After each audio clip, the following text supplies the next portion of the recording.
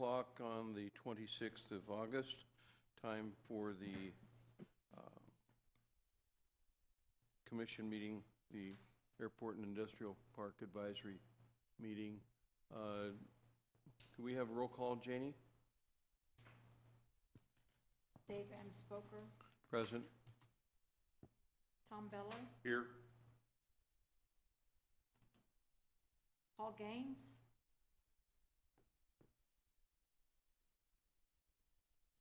Tim Gerlach,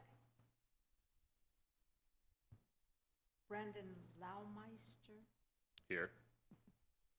James Lorimer, Here. John Stutzman,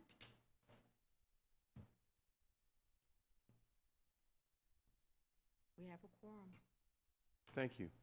Let's all stand for the Pledge of Allegiance. I pledge allegiance to the flag of the United States of America and to the republic for which it stands, one nation, under God, indivisible, with liberty and justice for all.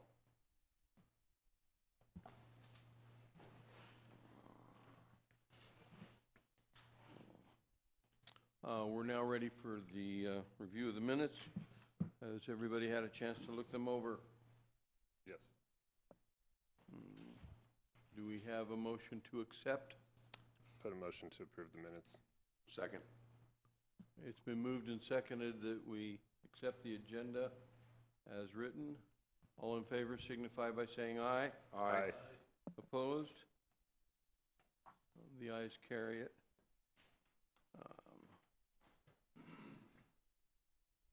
Next, considerations from the public. Janie, has anybody listed that they would like to address the commission? We have no comments. No capacity. comments? Thank you. Moving on to reports. Oh. Let the record show that we have the vice chairman arriving.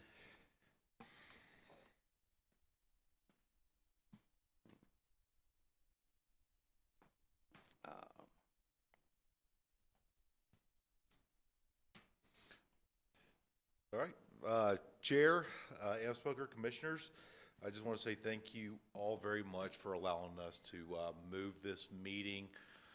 We originally had it scheduled for last week. Unfortunately, the FAA, we went down to Phoenix to meet with them to discuss the land release, and we are trying to get that moving as quick as possible, so we do appreciate you guys and all being very accommodating with us with the movement of this meeting.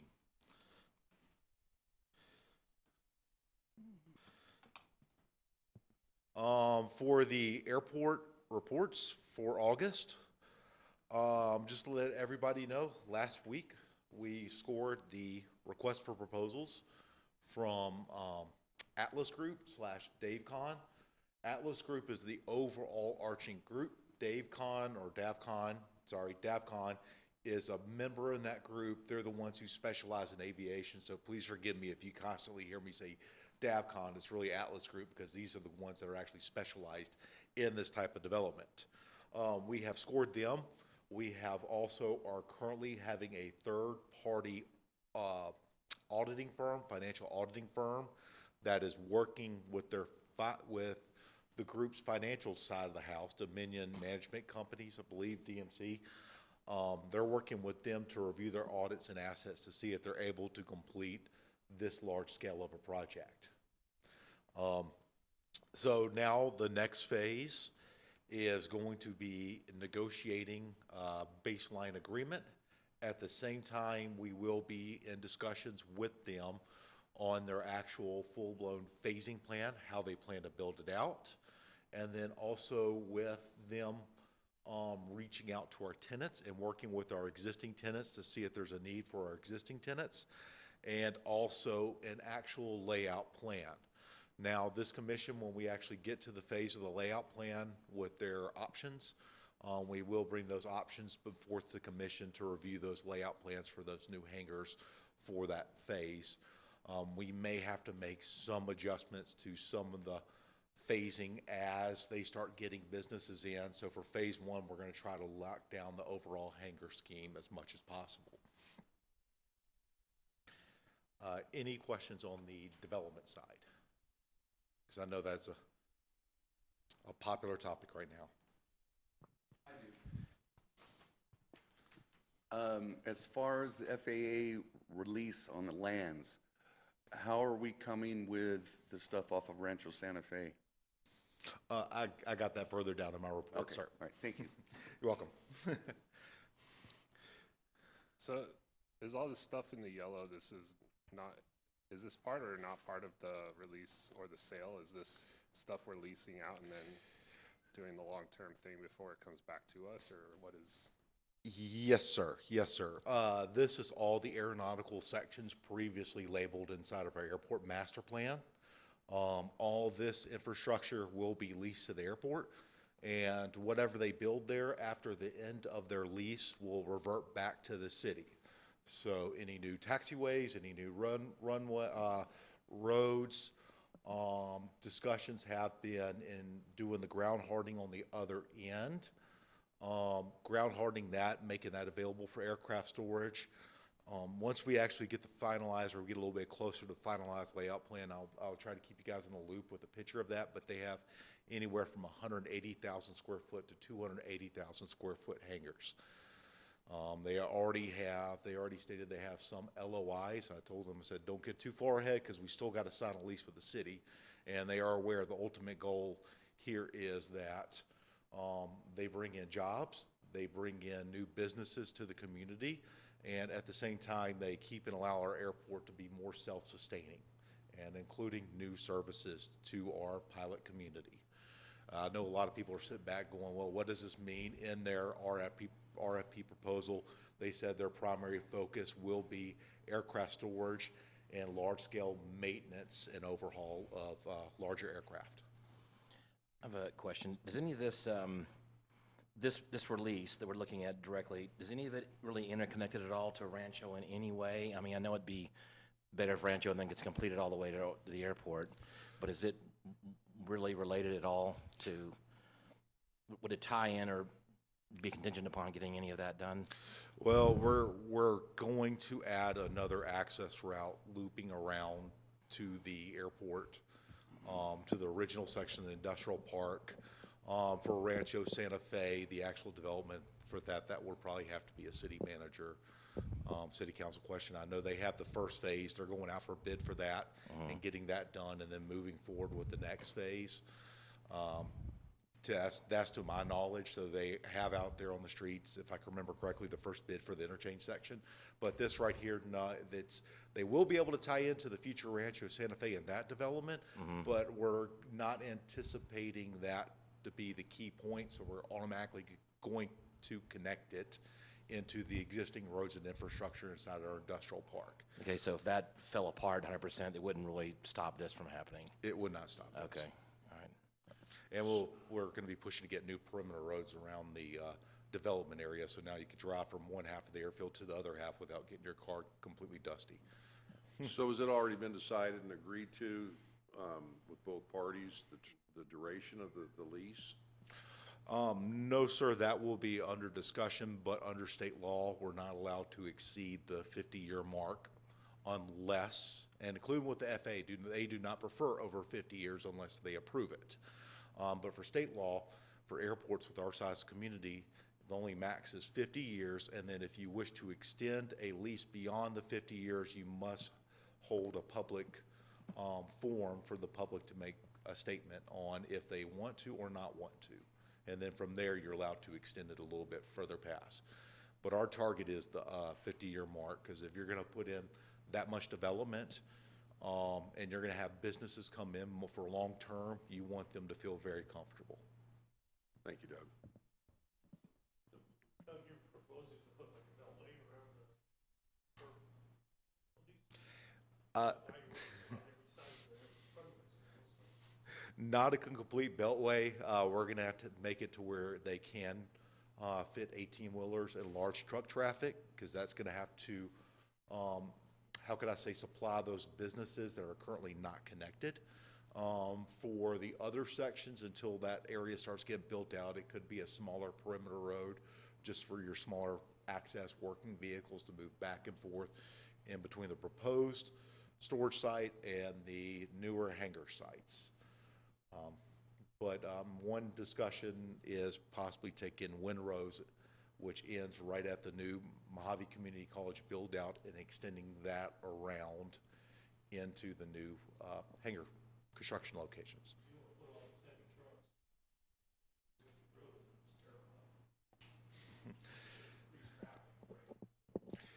Well,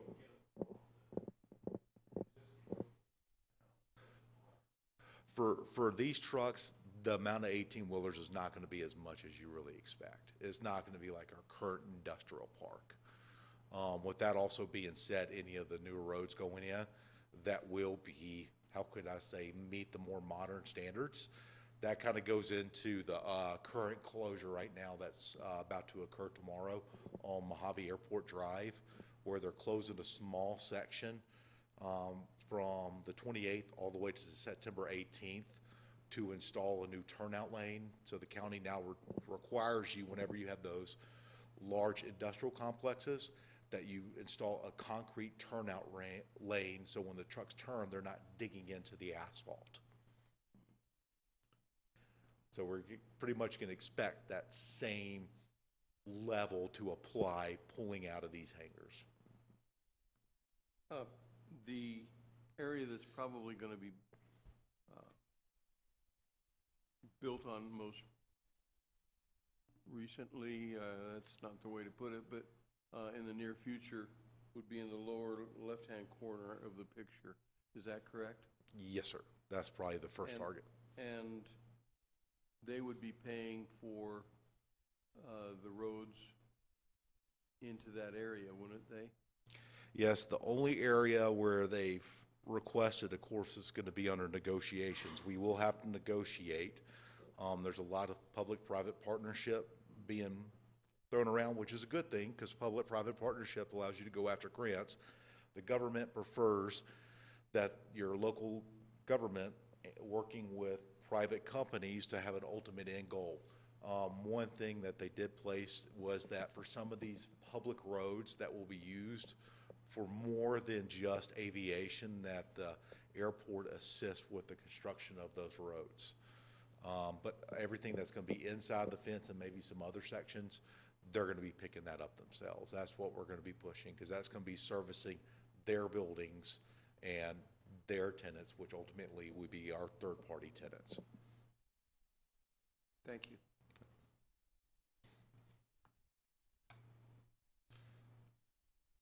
Any other questions?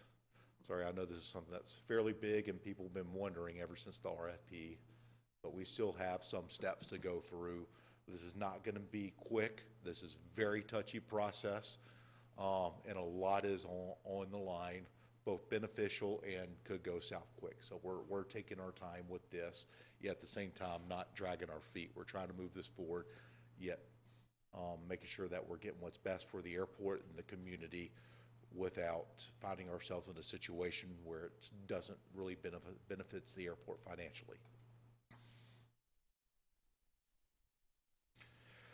Okay, Taxiway B project, we got the complete bid package back from the contractors. That's currently in our attorney's review. So we're reviewing and then also with our insurance information for those companies. So that's under review. And once that's done, hopefully, maybe not next week, but the following week, we'll have that out on the street for bid for about a month and a half. We'll get that information back. It's probably going to take them a couple of months to put everything together. And then we're hopefully starting that process of milling in everything, maybe late winter. And then get Taxiway Bravo. If we could get it done sooner, I would like to get it done sooner. But with the paving, it may have to be pushed back till about late winter when it gets warm enough for actually paving asphalt in the afternoons. Draw site project. We're currently, the final actual closeout document is in ADEQ's ballpark. It takes them about 45 days plus to actually review that document. I try to review it. It is very big, and it put me to sleep a couple of times. And when you see the amount of numbers, it's even more scary. But on the upside is that it appears to be down to residential standards. So what that means is that for that ground that's underneath the asphalt, you could actually have families and everybody play in that dirt without worrying about any negative consequences because they got the contaminants well below the residential levels. So that's a big plus side. Terminal renovation, window replacement. Glass Doctor conduct that task. Please forgive me, I probably should have looked at my reminder notes for how much that project cost, but I completely forgot it. All windows have been replaced. Now, there is a few punch lists. They did a double pane window that is tinted to reduce the cost of cooling down the terminal building, and so far, from everybody I spoke to, it's been very beneficial. Doug, quick question. Is the roof leaking or something? I know there's tarps across. We had substantial amounts of wind, I figured they must have lifted some shingles or and something, or. it lifted all the shingles up. The company that's under warranty for it is testing out the shingles. Okay. And at the same time, we're asking for them to get it fixed or replaced as soon as possible. Yeah, it's good we haven't, So- well, bad, but good we haven't had much rain, I guess, this season. We've But, been fortunate. Yeah. We have been fortunate. Master drainage study with the industrial park master development plan. For the most part, everybody's been happy with the drainage design for that industrial park master development plan. That information's being handed over to our airport engineers that are taking that information and applying the water flow coming in from the south side of the airport into the actual airport and using that for their actual study. So that's starting to pick back up and start moving. Taxiway Delta rehab, we had 30% design complete. We went in and we spoke with ADOT on that 30% design. What they asked for us to do was go ahead and look at some of the culverts in there along the taxiway and see if we're gonna have any issues with the grade and slope coming off the taxiway. So they're looking into that. At the same time, the other parts of the project are still under design. Wildlife hazardous management program, that's kind of been put on ice for a little bit while we worked on a little bit other matters, but that's starting to pick back up. We had a little bit of review on that. The only thing that we see that really stands out at this present time is a map where they drive around the airport in certain areas and they label what they see and what's going on, and that information is used over time to be put into a wildlife assessment should we have to go out there and hire a new biologist. Last time, the state hired the biologist, but this will allow us to where we could hand that over to a biologist at a greatly reduced rate. Airport admin landscaping. As everybody has seen, that our airport terminal building on the air side actually looks very great. On the actual airport admin side, it's still old gray rock, and it floods the offices.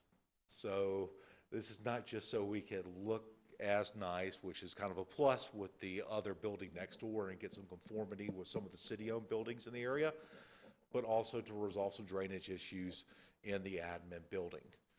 One thought process is, and in the future, once we get the landscaping done, put out some benches and then put some type of shade out there for some of the pilots, their companions, who, while the pilots are, how could I say, filling their aircraft, then they could have a spot in the shade to sit. So that will be, after we get the landscaping done, that will be the next phase.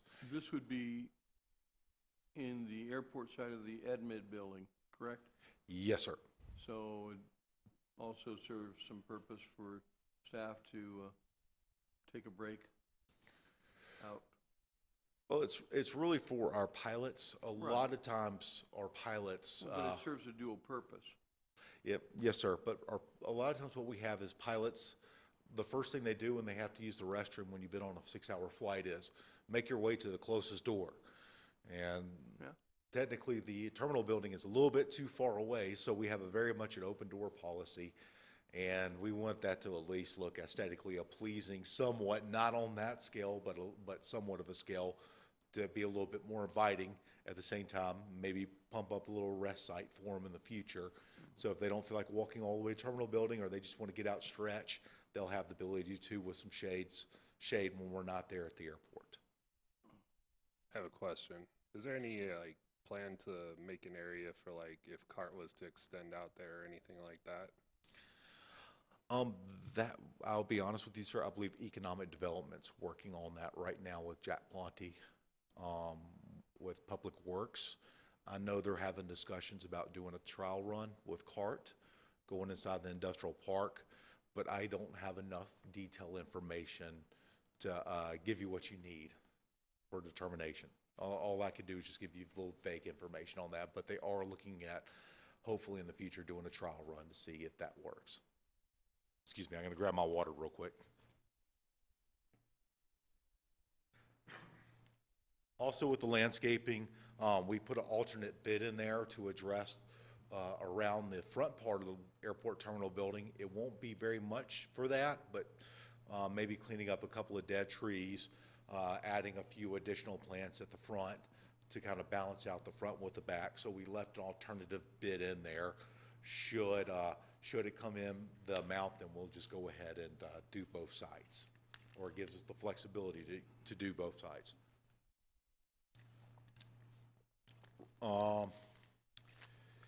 Runway new pavement classification rating, it's still under review, but it appears we can start handling quite possibly larger aircraft. This is an entire new system, and a lot of people, whenever you speak to some individuals in the government sector, they don't know a lot about it, except that it's expected to go into full effect in November 2024. So we're trying to get on that and get that out there to the public. Unlike the older system where there was a plethora of documents out there for every single type of aircraft, there's nothing really there right now. And through speaking with other airport managers and engineers, what they're saying is for the number you have, like in our case, it's going to be 500 flexible, low tire pressure and technical findings. What you do is you give them that number, and if they're in a larger aircraft, instead of us have to do the math and figure it out, they should give their engineers or their dispatch a call to see if that aircraft can land at our airport. It's going to be a while before we have something that's a quick reference guide that somebody creates, very similar to the old pavement classification numbers that's out there. Now it's going to be a whole new system. This system is not targeted so much on weight. It's more targeted on the aircraft's wheel configuration and along with its max takeoff load.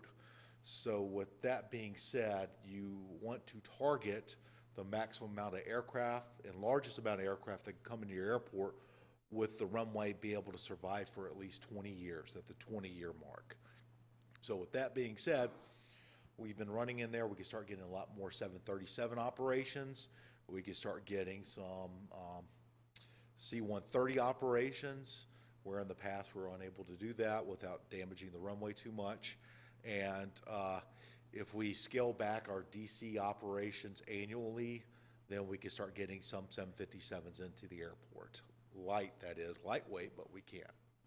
So it's opening up a lot, and we're testing out different types of aircraft operations, leaving out of the airport to see what we could squeeze in. I know somebody asked me, can we fit a C-17 that will be removing all the DC-8s and 757s out of the system, and we'll only have one takeoff with a C-17 from the airport. But the odd thing is, due to a wheel configuration, we can still fit C-5 Galaxies on several operations.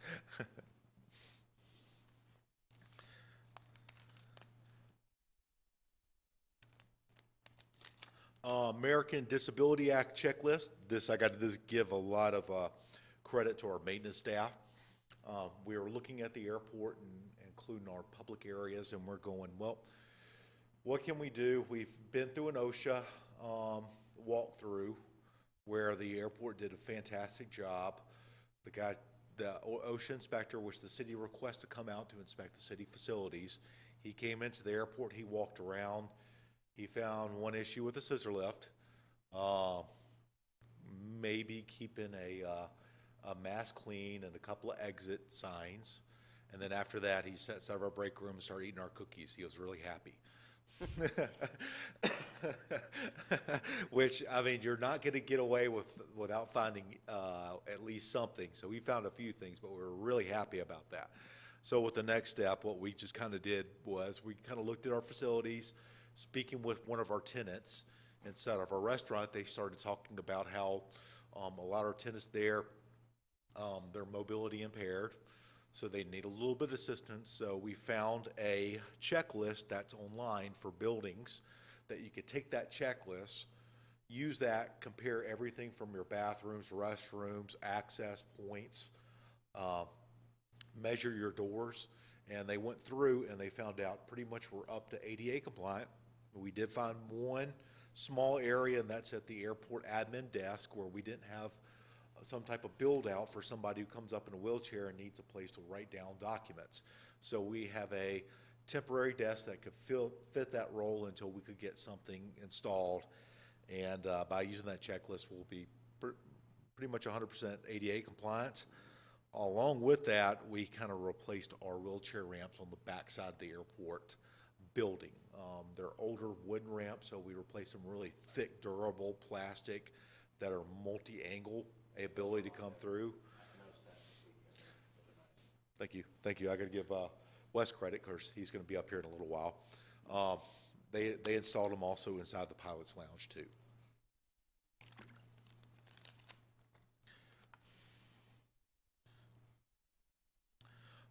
And forgive me, I forgot to place one thing on here.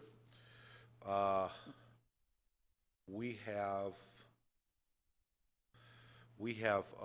the runway closure boxes are out, the request for proposals at this time. We're expecting by next month to have all the proposals or bids in for those runway closure boxes. Just give you a little input, they must meet all the FAA advisory circulars. Plus, we also asked, or we put in there if possible for generators. So not only they could be used to close down a runway, but if need be, if the guys are working at night, could be used as a floodlight box, or you could start connecting equipment and components to it to run other pieces of hand tools and so forth around the airport. So we're really trying to get as much as we can out of those runway closure boxes so they could be used more than just once every now and then putting them out to close down a runway. We could constantly, continuously use them, and they'll be multi-purpose. Hangar maintenance, starting next quarter. Please bear with our guys. They're going to be replacing some of the runway or the lights around the hangars, switching them out to LED and fixing the ones that are not working. For based aircraft tracking, what we are requesting, if you are purchasing a new aircraft, selling an aircraft, trading an aircraft, please let Ms. Janie Platt know. She keeps that information, which is due quarterly, and it is required by ADOT for us to receive our grants. If you miss enough of them, they could come in and they could say you have to repay us back for our grants. So it is always very, very difficult sometimes for us to go through and track some of these aircraft because the FAA's website lags a little bit behind when it comes to changing the end numbers. So we're really pushing to say, hey, if you're buying a new aircraft, if you're replacing, selling, swapping out with somebody, just let us know. And so we could fill out our sheets and keep in compliance with that. Just kind of curious, the aircraft that are in long-term storage, do they count on those numbers or not really? Unfortunately, Yeah, they do for ADOT, okay, not for FAA. yeah. And when you try tracking 340 of those aircraft and everybody, it's really difficult. It's a task. Yes. They come and go, don't they? They come and go all the Yeah. time. And about 2 years ago, ADOT actually came down and audited our list of those. So they are aware of it, and they are very much a part of it. And keep in mind, because that's where they make a lot of their money is through those registration fee of those aircraft. So if it's been over here for over 3 months, it has to register with ADOT. Land release. We've had a meeting with the FAA regarding the land release in the Industrial Park Master Development Plan.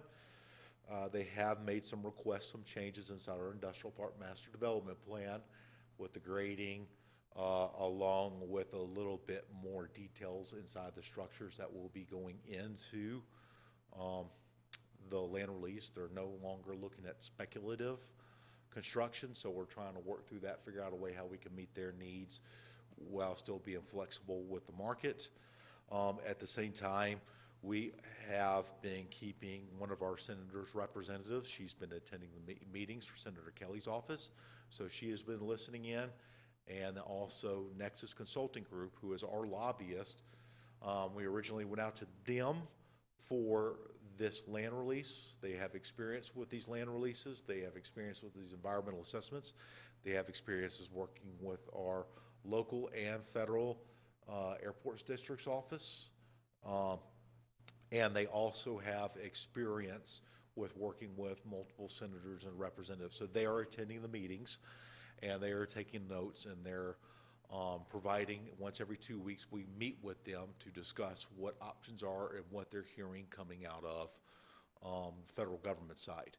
They are still believing that we can move forward with this administratively, so we're tackling all our questions, our industrial park master development plan adjustments with the FAA, getting those changes done, figuring out how we can maneuver those building requirements and requests at the same time, look at the funding, making them a little bit at ease with the FAA. We did have some questions for them saying that, hey, for the road construction, can you use that for if we want to build new roads in another area that's not a part of the land release, that's still by the airport? They said they believe we can. So they're kind of looking into that, as long as it's, that revenue could go back to the airport for that land. Not so much for raising the value of the land, but if you want to lease the land in the future, that will go back to the airport. Nexus handled something in Arizona earlier, didn't they? I think some kind of land release in Arizona Yes, sir. a year or two ago or something. They handled the Buckeye 940. Now, that was a little bit of a different issue than what we have. Oh gosh, what's the Air Force Base down in Phoenix? No. Which one? Luke? Yeah, Luke Air Force Base. That was a subsidiary or appendix to Luke Air Force Base during World War II. When the Air Force gave it up, they gave it over to the state. So the state's been sitting on it. Buckeye has another airport that they're currently operating out of. This old airport that's now abandoned, runways, so forth, you'll never get up to spec, was sitting right in between them and 10 and their development. Now, with the FAA, when they first approached the FAA about releasing that entire land, FAA goes, yeah, we'll be happy to, as long as the airport funds go into assisting with an airport or other airports throughout the state. Well, under state law, due to the fact that it's state land, those funds have to go to educational resources. So now you had a conflict between federal law and state law, and through those discussions, their best route was just going through a congressional option, which for our end, we still are looking at those congressional options. We are still, how can we say, making it known that this could possibly go this route. But at the same time, we're trying to give the FAA, say, let's move through this administrative, let's move through this as quick as possible. We'll rather work with you than go through Congress, because So that's which kind of a last minute. Which Congress capitulated, state or federal, No, that was federal that said, that waived it? that waived it, but I did an absolute said that no obligations, no of our obligations apply. The state could sell the land and the funds could go anywhere that they wish to. Okay. So, it was I know very this has been a long time been worked on, but I assume the city and everybody's reasonably confident it's gonna happen, I guess. I mean, we're working pretty hard. I know hiring the consulting group and all that. Everybody's hopeful, I suppose, still. Council person? Hopeful?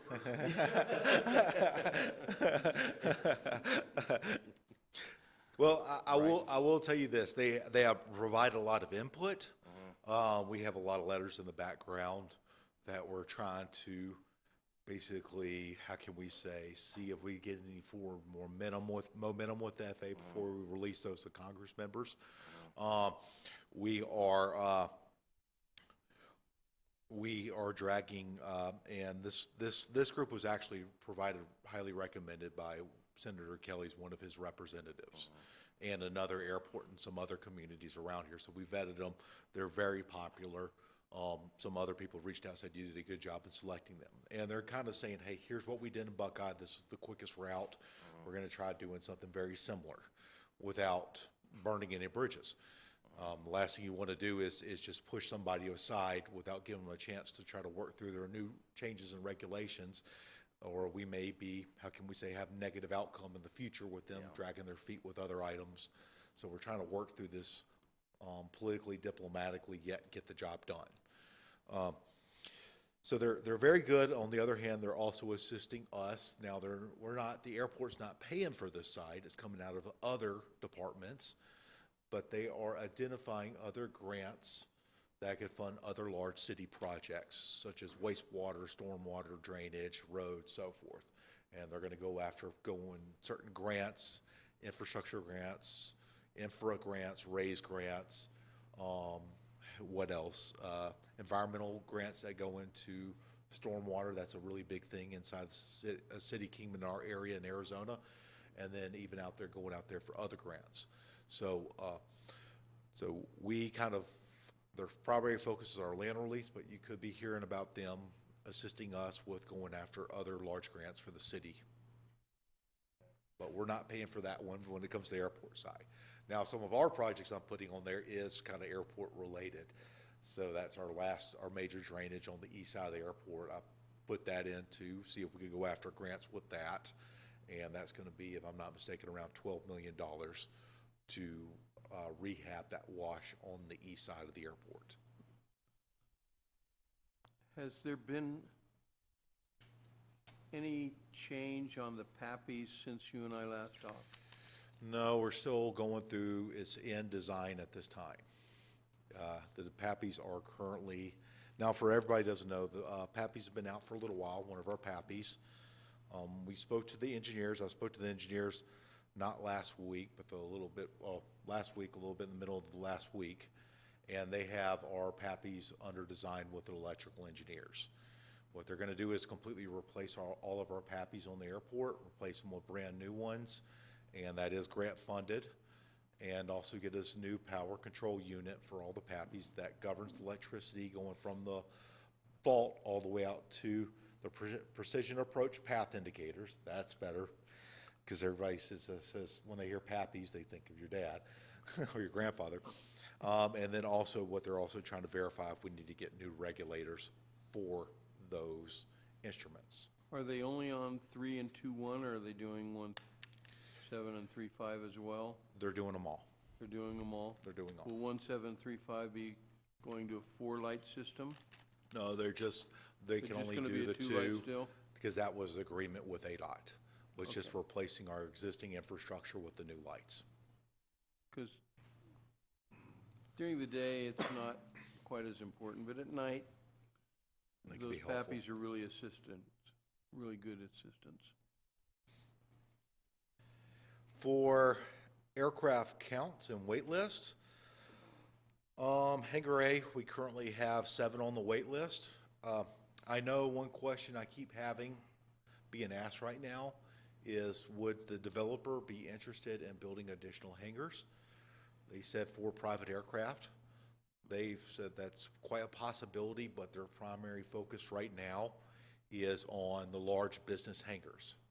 So they want to get the businesses in, and once that gets rolling, then there's a possibility that they could come in and work with us to build us smaller, more personal hangars, some that maybe are a little bit more upscale than what we have, depending on those needs. I know some individuals would like to have a little bit of air conditioning in theirs, would like to afford that little bit additional expenses for those amenities. So that has been a discussion, but our primary focus right now with the development is getting the business side done, because we need those businesses. Our current business tenants need it too. So with the Executive A hangars, we have 7 on the wait list, 5 are full. For the B and C hangars, we have 27. One's been filled since last time. Occupied out of 30, 6 are on the wait list. Those 6 still do not have aircraft.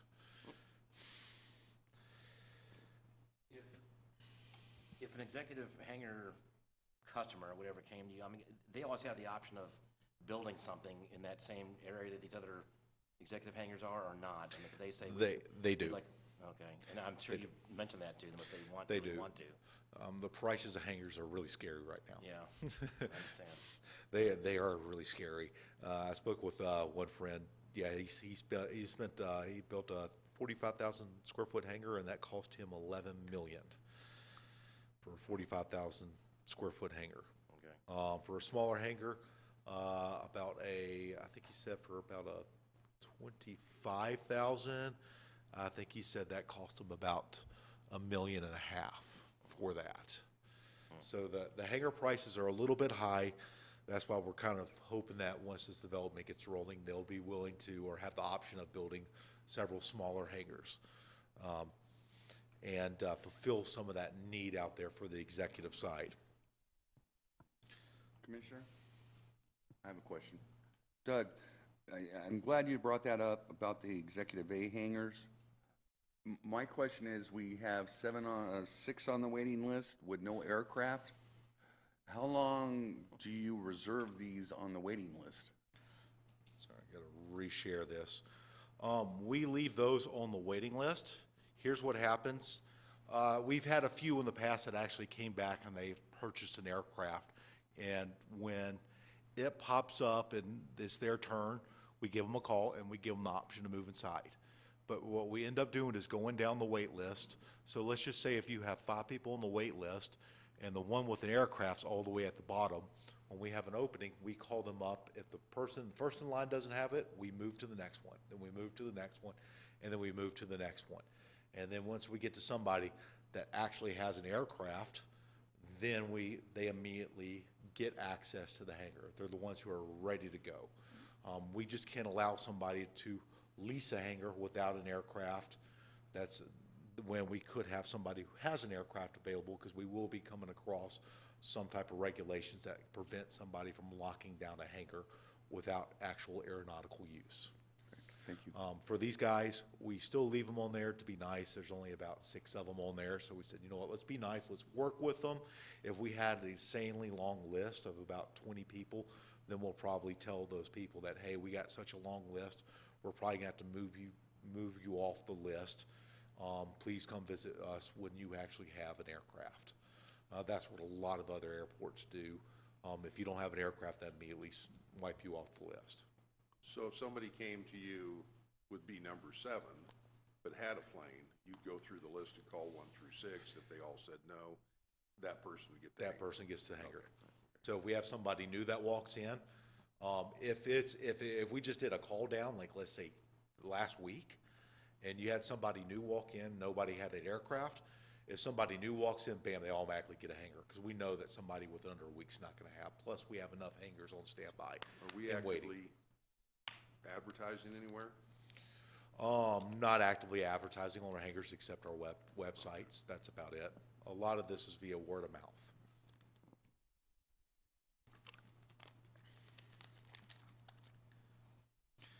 Apologize, this is freezing up on my end. So the remainders, D hangars, we have 10 filled, 1 on the wait list. 4 cover tie downs, we have 2 on the wait list. And I know I'm gonna have to review one individual. We gave him some time to see if this aircraft will go back in there. And we still have not seen his aircraft, so we're gonna have to go speak with him. Because now it appears that we may have a spot being taken up that's not being used. For the actual budget, apologize, we didn't have last month's budget up and ready, so we'll still have to use last year's budget. Total revenue was $2,267,839. Our expenses were $1,598,707. Out of that revenue, $2 million actually came out of the airport. The additional $236,000 came out of the industrial part. We used approximately, out of our actual expenses, we used 77.5% of our budget for the actual expenses side. For the industrial park side, we only used 37% of the budget. A lot of that funding for the industrial park side, we're using that in anticipation of doing a assessment of, or an actual fair market value assessment of, we're hoping to have the land release area done at that time within this year, so that year. So that was pushed off, and that left a large gap inside the budget right there, or a large amount missing. For the aircraft fuels, this is a comparison of 2023 compared to 2024. We're having a good bit of uptick. Asked why. One is we've been having a lot of aircraft storage coming in and going out this year. We did have a slight increase from the special events that occurred. Not much though. One of the largest ones is due to the fact that Lake Havasu's two FBOs, fixed base operators, gas distributors, one bought out the other. So their prices went up. And when their prices went up, we became one of the most cheapest places to purchase fuel in Northwest Arizona. So we started seeing a massive uptick in pilots coming to our airport, landing here, using our facilities and purchasing our fuel. And we've also seen a little uptick in business aviation coming in here, some businesses that are visiting the Kingman area.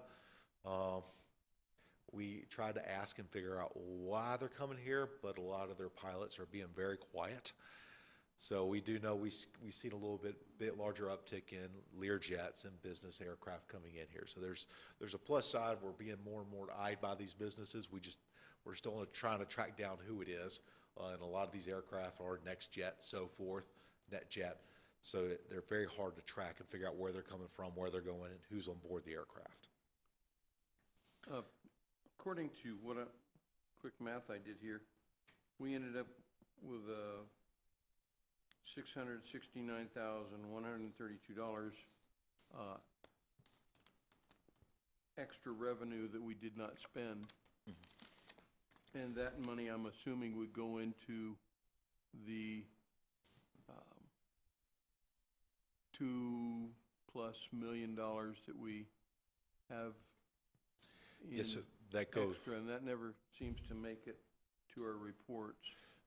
That makes it right back into it. I believe I did one a few months ago. I had to go Yeah. back and take a look. But are we at 3 million now? With that- I'll have to ask with finance that on that. extra 600,000? Please keep in mind that we also do have other capital projects going on.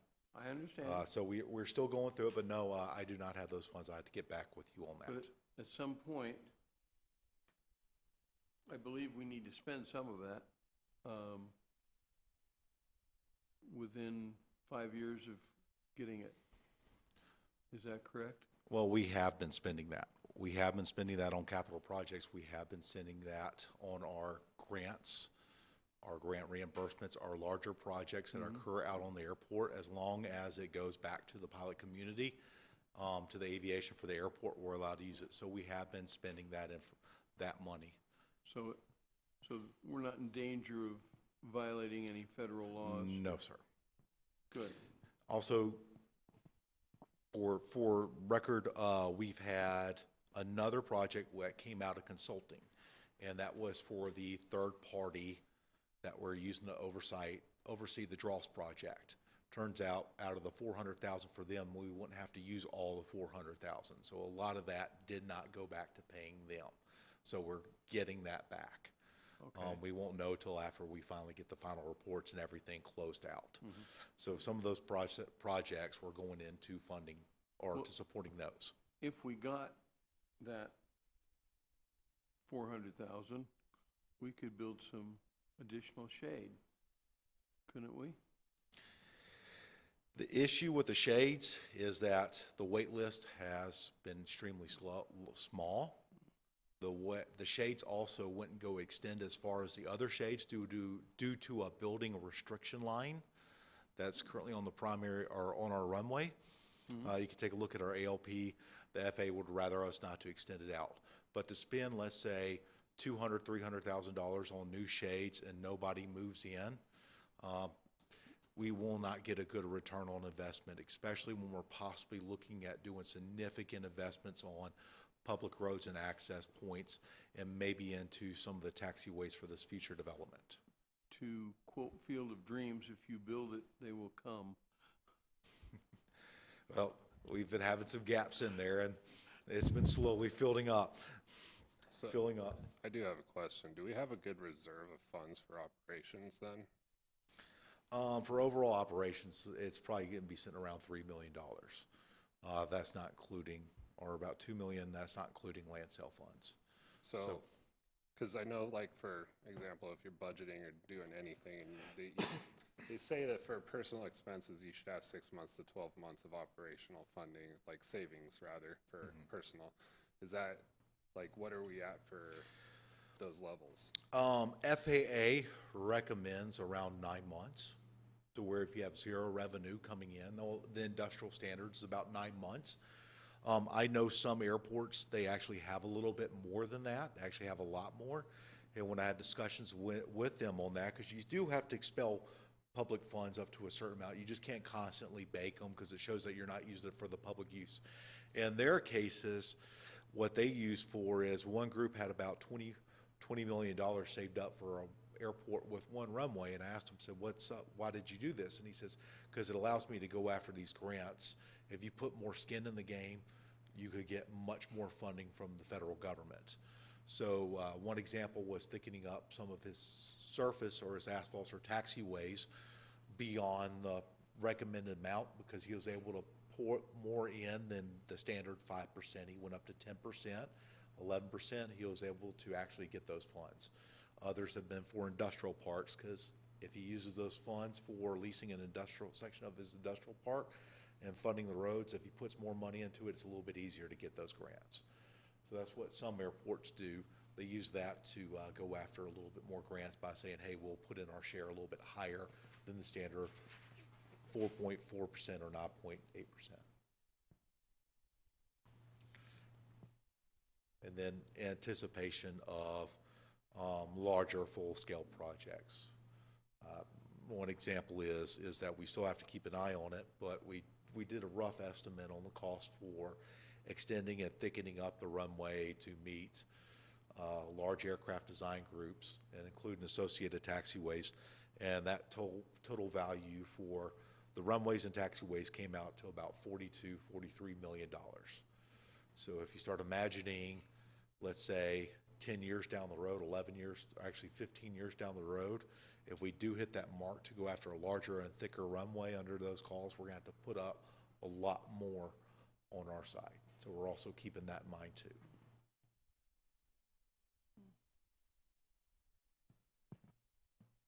Any other questions? I have a quick question. It's been a few times we talked about, and I don't see it on here right now, some gate pavement resurfacing. So where's that? I got the estimates in. I got to get that project moving. Okay. I got to get that project moving. So it's more noticeable now. We have this nice asphalt out there now. And, cars do, and it's hard to control with all the service vehicles out there, but, cars do pick up. There's a lot of gravel out there, and they pick up on their treads, and then they drive out there on the surfaces and drop off rocks and stuff. And now we have FOD and potential other issues. So it's really would be nice to get some of those. Yes, sir. We'll look into it. We'll start getting that moving. Apologize. We're getting these projects. We're getting the RFPs out. Oh, I know. One at a I time know. and trying to get There's these a lot of big items stuff going rolling. on. We kind of put some of them a little bit further ahead because they're going to be a little bit more useful in the future and saving us future costs and safety. But no, it has not left us. Okay. Any other questions?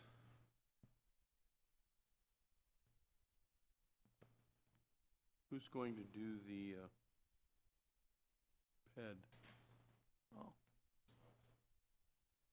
What happened here?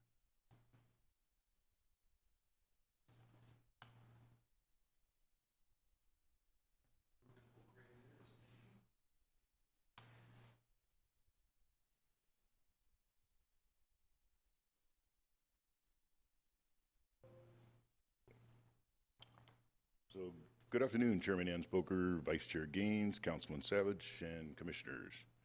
I'm here this afternoon to give a short talk on safe practices on the airfield with an emphasis on vehicle and pedestrian incursions, just to improve situational awareness and get some insights from other airfields. Recent incidents on the airfield have made it seem necessary to review the Kingman Municipal Airport's safety regulations regarding vehicle and pedestrians on the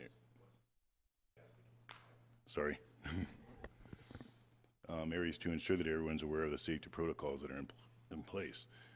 The FAA definition, of a runway incursion is any occurrence in an aerodrome involving incorrect presence of an aircraft or vehicle or pedestrian on the protected area of a surface designating for the landing and takeoff of aircraft. The FAA definition of a surface incident is an unauthorized or unapproved movement within a designated movement area, excluding runway incursions, or an occurrence on that same area associated with the operation of a vehicle, aircraft, or pedestrian that affects or could affect the safety of flight. So the areas we're trying to protect are these. It's the runways, the taxiways, and all the entrances. Nothing to do with the ramp. The only thing we're concerned on the ramp is speed.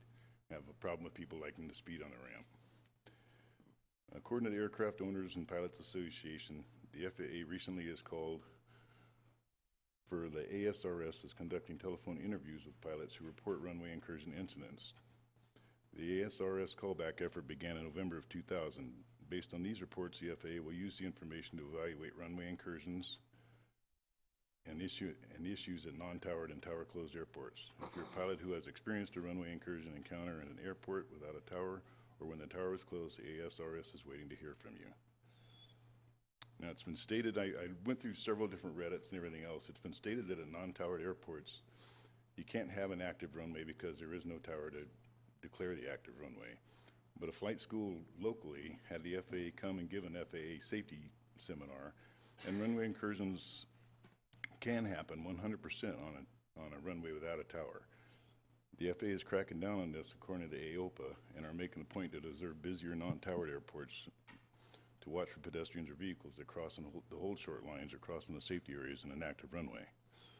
The reason we're kind of doing this, I'm having a problem with people driving on the taxiways without beacon lights or radios, and then telling me I have eyes, right? That's not really the idea behind all this. It's to make everybody visible to the pilots that are using the airport and to keep it safe. I mean, I can't just have everybody driving around on the taxiways and the runways. Haven't had anybody really driving on the runways, have had pedestrian traffic on the runways. And talking on phones. And then they can't see incoming traffic that could cause the pilot to deviate without them even being aware of it, and then we can get in trouble, they can get in trouble. It just creates an entirely unsafe at the airport. So anyway, we are going to be sending out letters to all tenants discussing this, just to let everybody know we have to treat everybody the same. That's part of the reason why we're doing this today. Any questions?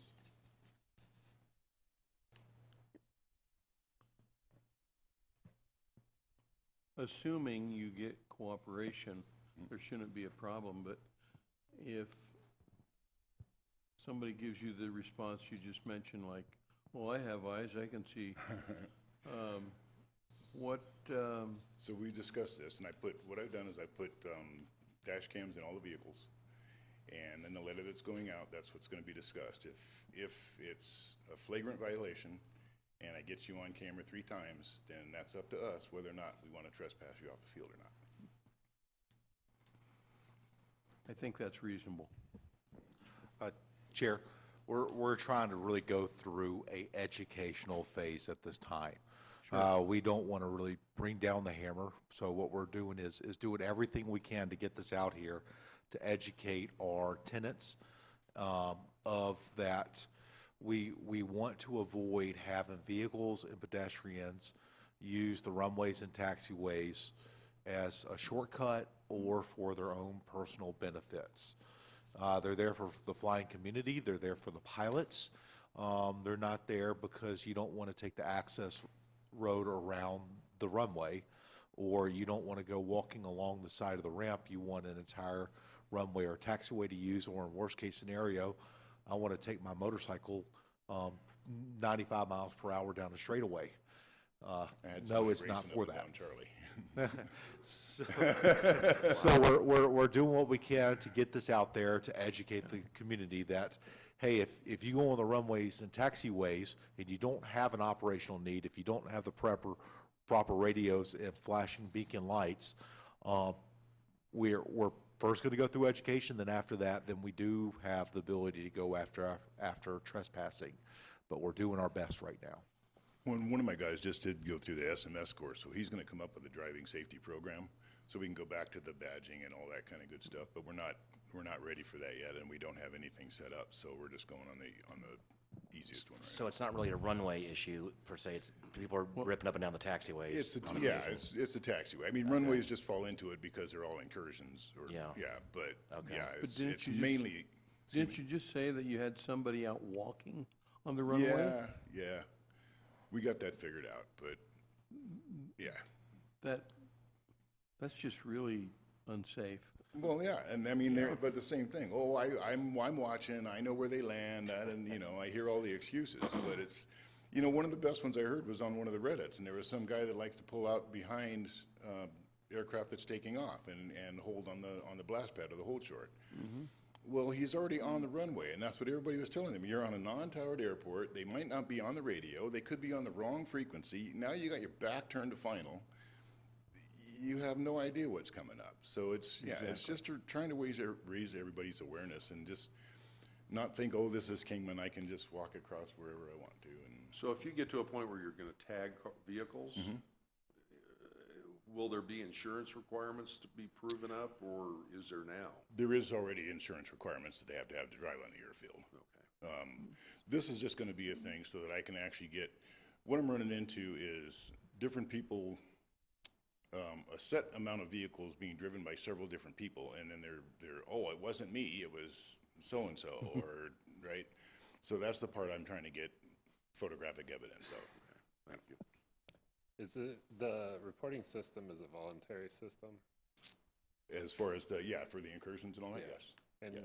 and I don't know about all the pilots, because I don't fly, but does everybody know about that reporting system? I'm not sure that's part of what we're gonna be making aware of in the letters and all that stuff. I'm not sure, as far as the AOPEN stuff, I have no idea what their actual membership might be or who pays attention to the brochures or anything like that. Okay. That might come out of them. So, and by this diagram, I mean, these are just taxiways and runways we're looking at. But, Exactly.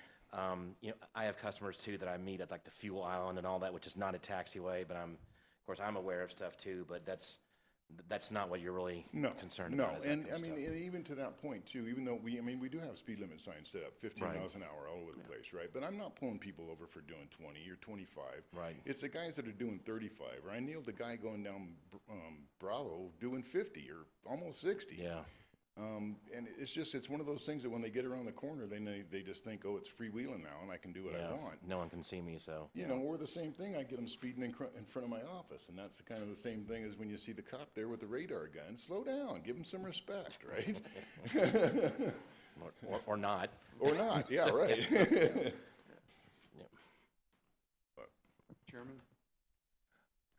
This doesn't have to do with vehicles or pedestrians, as far as what I'm gonna ask, right? And I don't know if you'll need to answer this. You brought up towers. What is the basic requirement to want a manned tower? You gotta forgive me, I have to look it up, but when you hit a certain amount of operations is when you could have an air traffic control tower. When you have an air traffic control tower, your airport becomes controlled while they're active. That means if you move across a runway or taxiway or any of the runway or taxiway, you have to get their permission first. For pilots, the same thing. When they land, take off their taxi routes, they have to work with the air traffic controller. With that being said, it provides a additional level of safety, but at the same time, if you don't have enough traffic, it could, how could I say, add one additional burden into the mix. I understand. How close are we to that threshold? Nowhere close. Ooh, Nowhere yeah, close? we're really Okay. far. We're really far. Okay, I was just curious, but thank you. Any other questions? Thank you.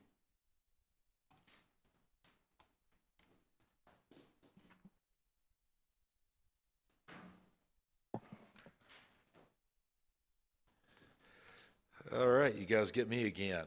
Unfortunately, Terry and Bennett are not here. It's my new job right here, a part of it. So I'll be giving the industrial park report. The I-40 trade corridor received a grant from the Rebuild American Infrastructure and Sustainability and Equity. The overall grant goes to the actual corridor, all the municipalities, all the cities, all the states that are involved and sign up.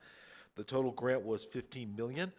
$4 million will be going to the city of Kingman for engineering and planning for the actual trade port where the truck stop and the supporting electrical, natural gas facilities will go in along I-40. The other item that they wrote down here that they wanted me to make you guys aware of, U.S. Department of Agricultural Rural Business Development Grant. We received a $110,000, which the grant portion amount of $88,000 and our portion of $22,000 to complete an event center feasibility study, which has already been out for bid and economic development and is already in the economic development strategic plan update. So they're looking at doing a feasibility study for an event center to service the community, our younger individuals, and then also possibly a little smaller adult events to occur there. For the rail port, for stored cars in the month of June, we had 90 stored cars. And then the moving of the cars around, we had 177. For the month of July, we had 164 stored cars. And then the switch moved 176. So it's nowhere near like when we were going full blown with the draw site. It's nowhere near to that capacity that we had with that. So you'll see I'll see if they'll provide just a little update so you can see when the draw site ended. So you see the amount of switches and stored carts just instantly drop towards the end of the draws. With that being said, is there anything that I could promise you from, since I'm the representative of economic development at this time, that you would never get away with? I have a question I'm going to direct to Councilman. To Councilman Savage, maybe. This is just a feasibility study, so I'm sure they're having considered where this center might be located. Is that true? They haven't gotten near that far, I don't imagine. We haven't totally got that far yet. There's some sites probably north of Rancho Santa Fe that they're looking at. But it's still in the infancy. Yeah. It truly is. I wish I had more to report on that. Yeah, it looks really early, so, yeah. Yeah. Okay. Anybody need a new paint job for their building? I'm joking. Thank you.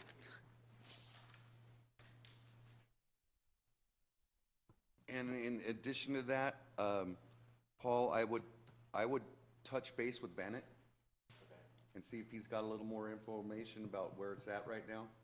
Okay. All right, thanks. Okay, it looks like we're ready for announcements by commission members. Anybody have anything? Not I. No? Paul? It's not really an announcement, I guess, but Tim and I are probably going to be contacting you, Doug, to meet with maybe the city manager just to give an update, bring him into where we are now with our museum project. And then before the end of the year, we hope to give a very brief video presentation to the council members before next year on where we are and status with the museum, just kind of letting you hit a little heads up. So Okay, if we could yes. figure that out when that meeting could take place with the city manager. That will be great. Okay, all right, Look thank forward you. to that. The EAA chapter earlier this month entertained a gentleman from the Nellis Air Force Base, a colonel and a major, to talk about airspace incursions. Since we're talking about incursions on the runway, I thought we'd mention that we also had a good presentation on how to fly through a MOA without getting hit by a F-35. So we do that periodically. We'll have someone from the military come down and talk about that. And that's all I've got, other than I've done a lot of flying this summer. So, there's any requests for future agenda items?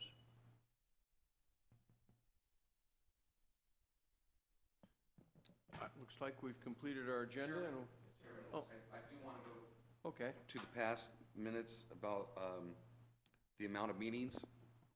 I did miss the last meeting. Yeah. I got a lot of stuff going on. So it was passed that we're going to do it every 2 months now? That's what we're hoping for, yes. Okay. I think that's a good idea. Thank you. Yeah, that Chair- was Chair, could I a just, unanimous vote by the commission. Chair, yeah, they voted for every 2 months, but they're staying they requested to stay same Monday and same time. So that's the first and the third Monday, correct? It will be the third Monday of the month, yeah. Yes, sir. Every 2 months, yeah. At 3 p.m. That's fine. I got a meeting at 6, but I gotta be there at 5, so. Okay. I guess we can call for adjournment. Is there a motion? Put a motion to it. I'll second it. Okay, it's been moved and seconded that we adjourn this meeting. All in favor signify by saying aye. Aye. Aye. Opposed? Meeting adjourned.